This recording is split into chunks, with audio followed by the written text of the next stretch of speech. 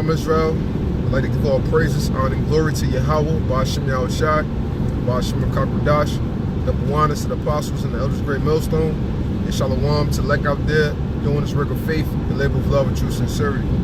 I just want to touch on a quick health topic, just about colds and flus, because brother was just asking me this week, about some different supplements and stuff that he was taking, and what exactly to do, because it just came out of nowhere. And as always, we know that all brothers should very well know by now, through like Dr. Sebi and other herbalists and stuff like that. And then also according to the scriptures in Deuteronomy 28, I believe it's verse 22 or somewhere around like that, where it talks about the different plagues that the Most High will bring upon us. And one of them, he said, an inflammation, and hey, that's the key thing to all of Jake's problems, all of our health problems in general, is just inflammation building up within the body. So all colds and flus is, all different diseases is inflammation accumulating in the body. So with the I call them so-called colds and flus, because from an actual herbalistic perspective and a healing perspective, when you get those cold and flu-like symptoms, we call that just detoxification. That's all it is. So it's the inflammation and all of the different toxins that's already inside of your body getting activated by an alkaline environment. The cold air is alkaline. That's why in the hospitals they generally tend to keep it cold, because that's an alkaline environment. And what the common saying is, disease or so-called disease cannot live in an alkaline environment, and that is true. That is so true. It's straight to the point. Anything dealing with any cold is good. It's alkalizing for the body. So when you come down with those symptoms, just know that was already built up within your body, and now it's being activated by the alkaline environment. That's all what truly happens, within that instant. So by the toxins and different things like that activating in your body and producing those symptoms, what should you do to remedy that, or to help expectorate that? And the word expectorate, X means out, and pect, come from like the pectoral muscles, means to spit, so you'll be spitting that phlegm up out of your chest, what I'm saying? You're expectorating different things from outside of your body.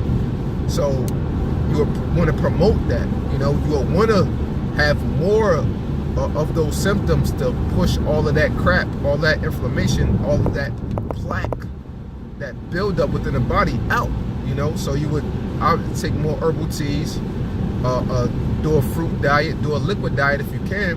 And if you notice too, when the average person comes down with a cold and flu that bad, you don't want to eat no food. Why? Because the body is going into reserve mode and it just wants fluids, because that's what's going to help expectorate. That's what's going to help to hydrate the body, get the body acclimated, to be able to deal with everything that it's dealing with,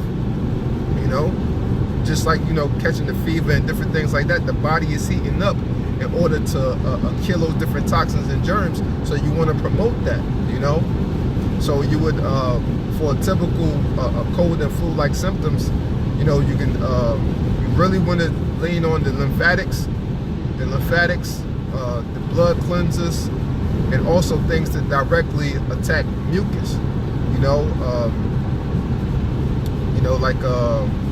Of course, burdock, all of the blood cleansers in general, burdock, yellow dock, sarsaparilla, those are without question that you should always use.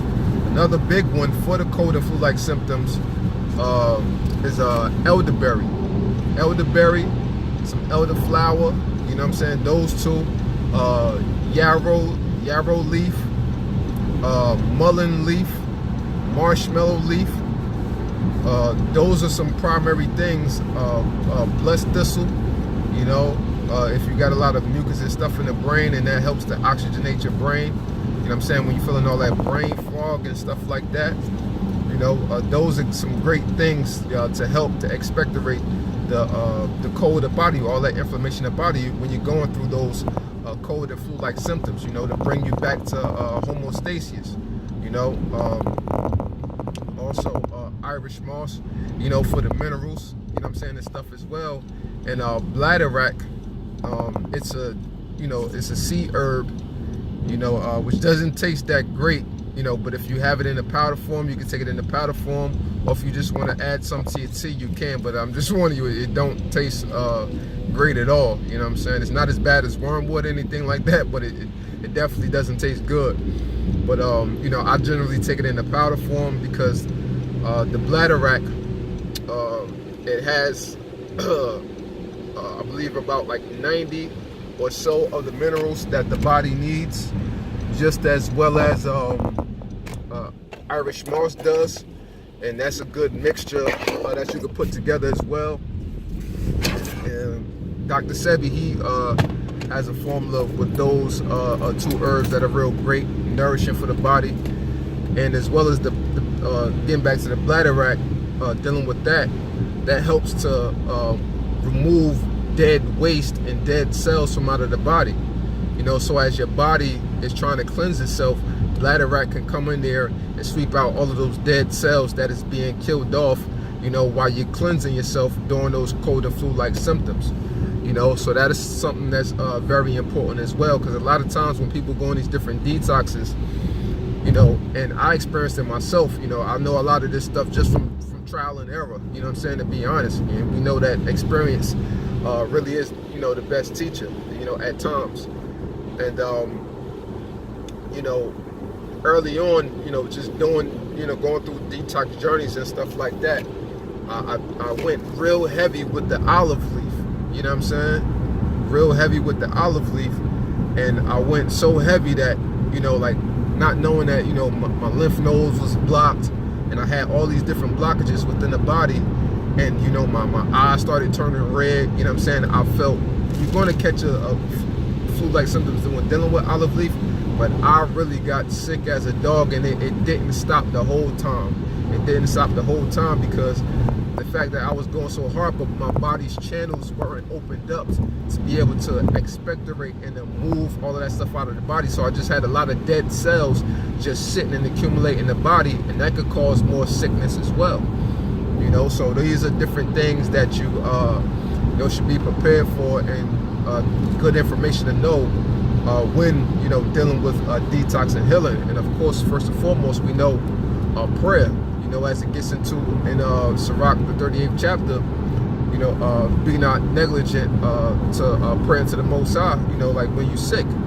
You know what I'm saying? That's very, very, very important, man. You know, because also in one of my favorite herbal scriptures, or just healing scriptures in general, Wisdom of Solomon.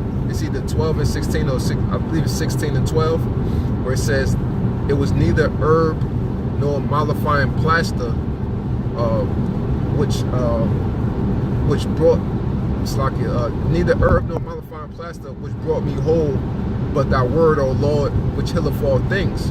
You know what I'm saying? So at the end of the day, you know, we can still do all of these different remedies and stuff, you know, to heal our bodies, and you know, to be as healthy as we could possibly be within this just messed up environment, messed up society, this valley of the shadow of death. You know, but at the end of the day, it's the Lord, you know, that heals us. You know, we know also according to what in the book of Malachi, he shall come with healing in his wings. You know, and that's what the complete healing of our bodies, new bodies, everything, to where we won't have to deal with these different things.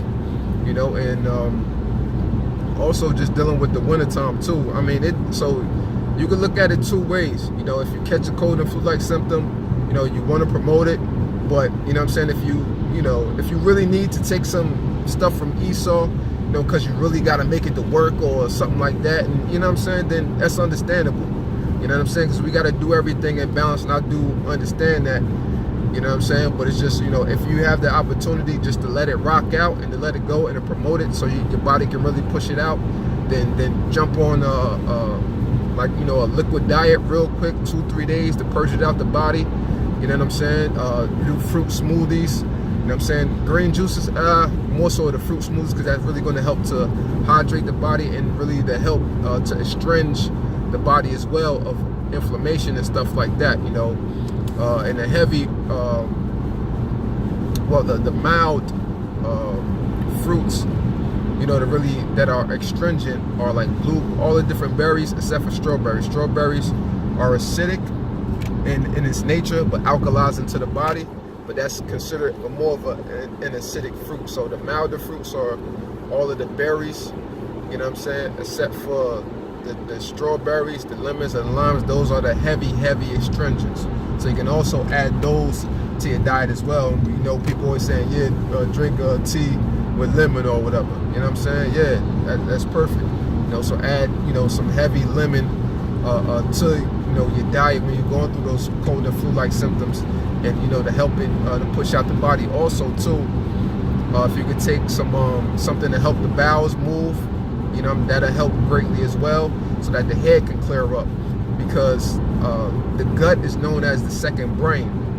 And the gut is known as the second brain because it has trillions of millions of nerve endings with inside of the gut that corresponds to various functions within the brain.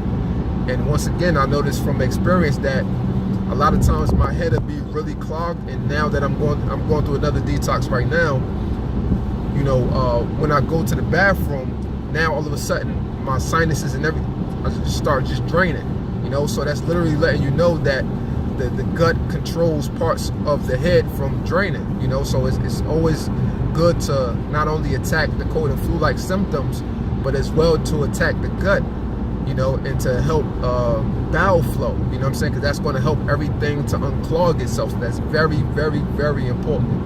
All right, so for that, you know, you can take some cascara sagrada, which is one of my favorites, rhubarb root. You can add a little olive leaf extract in there as well, you know, to help expectorate, you know what I'm saying, and that'll be a good little formula right there, you know what I'm saying.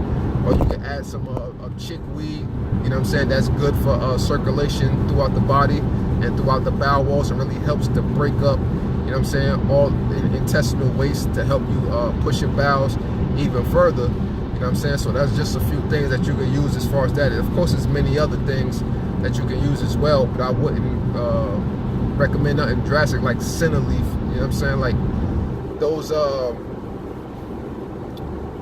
herbs like senna leaf is not really good to use like that, because they contract the stomach muscles and they're really forcing it out of there, as opposed to cascara sagrada, you know, which just stimulates bowel function, you know what I'm saying, and just creates like waves within the intestinal walls to help push it out there, you know. And senna leaf and Cape aloe, things like that, are very abrasive on the intestines. You can use them here and there, but use them very modestly, you know.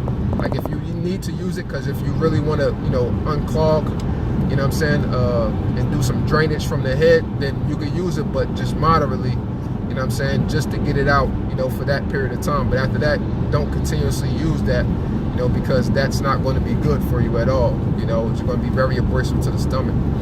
So, you know, just a quick recap, you know, catching them so-called cold and flu-like symptoms, help to promote it, you know, drinking the herbal teas, going to a fruit smoothie diet, a juice diet if you can, you know what I'm saying, because that's going to be the best thing to help get rid of it and promote more mucus to come up out of the body.